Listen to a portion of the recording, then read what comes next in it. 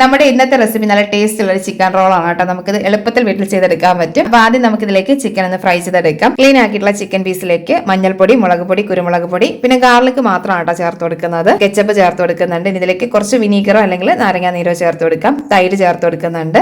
ആവശ്യത്തിന് ഉപ്പ് കൂടി ചേർത്ത് നല്ലപോലെ ഒന്ന് മിക്സ് ചെയ്തെടുത്തിട്ട് ഒന്ന് ഷാലോ ഫ്രൈ ചെയ്തെടുക്കാം കേട്ടോ. ഒത്തിരി അങ്ങ് മൂത്ത് പോകുന്ന രീതിയിൽ ചെയ്തെടുക്കല്ലേ.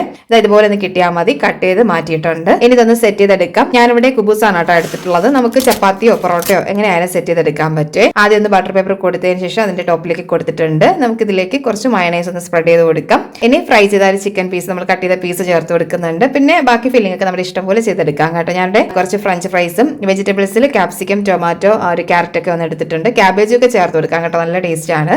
കുറച്ച് കെച്ചപ്പ് മയണൈസും കൂടിയൊക്കെ ഒന്ന് കൊടുത്തിട്ട് നമുക്കൊന്ന് റോൾ ചെയ്തെടുക്കാം കേട്ടോ. അടിപൊളി ടേസ്റ്റ് ആണ് കേട്ടോ. നമ്മൾ ചിക്കനൊക്കെ വീട്ടിലേക്ക് വാങ്ങുന്ന സമയത്ത് കുറച്ച് പീസ് ഒന്ന് എടുത്ത് മാറ്റുകയാണെങ്കിൽ, കുറച്ച് വെജിറ്റബിൾസും കൂടെ ഒക്കെ ഉണ്ടെങ്കിൽ നമുക്ക് പെട്ടെന്ന് സെറ്റ് ചെയ്തെടുക്കാൻ പറ്റും. ട്രൈ ചെയ്ത് നോക്കണേ. മറ്റേ റെസിപ്പി ആയിട്ട് കാണാം. Thank you.